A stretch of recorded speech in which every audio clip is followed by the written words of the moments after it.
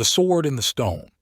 Long ago in England, a wise and brave king just ruled the land. His name was King Uther. Times were good and the people lived well. King Uther wanted a magician at court, and so he chose the famous Merlin the magician. Merlin could see into the future, and he knew those good days were not going to last.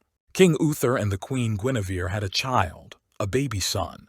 At a castle party for the royal birth, Merlin the magician took the king aside. He said, "Sir, there is something you must know. Soon a great darkness will fall over this land. Your child is in great danger. Let me take the baby far away. I will be sure he stays safe." "Merlin," said the king in surprise, "you are a great magician, and you are my friend, but there is no way we would let anyone take our child away." Sadly, soon after the child's birth, the queen died. Not longer after, King Uther was killed in battle. That very night, Merlin swept into the castle and took the child. The next morning, the royal nurse went into the nursery. Alas, an empty crib. In fear, the nurse, the nobles, and servants looked everywhere. But the baby was gone. For years there was no king to sit on the throne, no king to set the laws. Men of high rank fought each other to be king. Darkness fell all over the land. Robbers and bands of wild men ruled the streets of London. Evil men broke into houses and took what they wanted. Travelers on the roads were jumped and robbed. The people of England lived in fear. Yet far away there was a quiet place. A good knight, Sir Ector, lived in peace with his 2 sons. His first son was named Kay. His younger son Arthur had been adopted as a baby. Years before, a stranger had come to Sir Ector with a baby. He asked if Sir Ector would raise the child. The old knight took the baby in his arms, glad for a second child.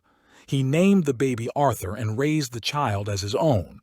When Arthur was 10 years old, the same stranger returned to Sir Ector's home. He could read and write, and so Sir Ector hired him to teach his 2 sons. Kay could not sit still for lessons, and he stopped coming. But Arthur listened with wide eyes. He learned everything. The stranger was none other than Merlin the magician. At the end of each day, when Arthur finished his chores, that was time for the lessons. Merlin would sit with Arthur for hours and teach him about the world. Arthur was a thin lad, not strong like his big brother Kay. Merlin said not to worry about that. He said what mattered most was to have a heart that was big and strong. Merlin saw how the birds, foxes, and deer followed Arthur. He could see that the boy had a very big and strong heart. By the time Arthur was 16, his brother Kay had become a knight. He was now called Sir Kay. Arthur loved nothing more than to serve his brother as a squire. He kept great care of his brother's tunic and helmet, his spears and lances. One day at lesson time, Merlin looked away. He stood up. "What is it?" said Arthur. "The people need hope," said Merlin. "Arthur, there is something I must do. I must go now." That night, when the night time was at its most dark, Merlin the magician came to London's market square. He stood in the middle of the square. He held both his arms high and pointed his wand to the stars. The next morning at dawn, people started to arrive at the market. There in front of them was something most odd. A block of white marble stood in the middle of the town square. Resting on the block was a giant stone the size of a very large rock. At the very top of the stone there was a golden sword handle and a few inches of the blade shining in the sun. Yet, this was most odd. The rest of the blade was buried deep into the stone. None of this was there the day before. What's more, these words could be seen on the top of the blade. "Person who pull out this sword will be the next king of England." As soon as the crowd knew about the message, men jumped up to that white marble block. One after another, they gave the sword a yank. Each tried and tried, but the sword stuck fast. It would not move. One said in gloom, "There is no man alive who could pull out that sword." "We'll see about that," said a voice in the crowd. The Duke of Cornwall, dressed in silks and ribbons, stepped up to the white marble block. Hear me," he said. "I call for a tournament to be held 1 month from today. Knights from anywhere and everywhere in England are invited to come. There will be contests and prizes, and a grand feast for all. The Duke said to his wife, the Duchess, "If I know men, this tournament will draw the strongest, finest knights in all of England." The Duchess said, "Good idea, my dear. All we need is one knight who is so strong and pull that sword from the stone. Then we will have a king again, at last." The people danced and cheered. At last there was something to feel happy about. News of the tournament traveled fast, from castle to village, to every far corner of the land. At last, word got to far away to the home of Sir Ector. Sir Kay heard the news when he was polishing his helmet. "Arthur!" he called out. Arthur was once again by the woods, feeding birds from his hand. He set down a pile of seeds for the birds and a pile for the squirrels. Then he ran fast to see his brother. "There you are," said Kay. "There will be a tournament in London. We must set out at once." What a great news! Arthur had never been more than a few miles from home. He would be the best squire ever for his brother. Arthur ran back to the house. In the courtyard his father was getting the horses ready. Sir Ector and his 2 sons rode through London on their way to the tournament. Riding through the market square, something shiny glinted in the sun. "That sword looks like it goes right into that stone," said Arthur. "But how can that be? That's impossible." But why were guards standing all around it? The father and his 2 sons reached the tournament.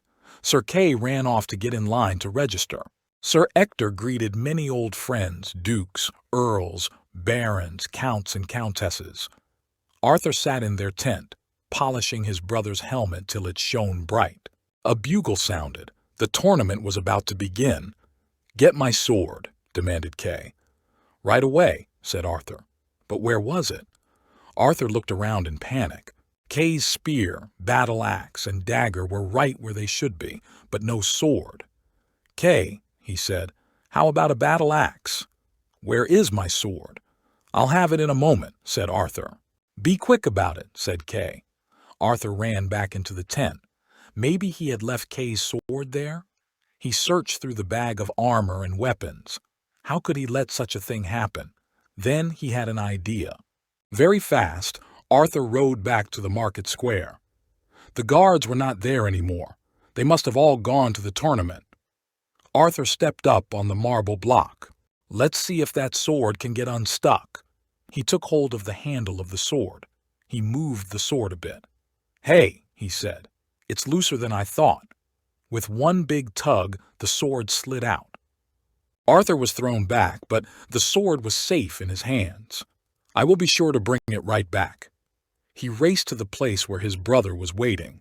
"Here is it," he said, handling the sword to his brother. Kay took one look. "Oh," he said in surprise. "What is it?" said Arthur.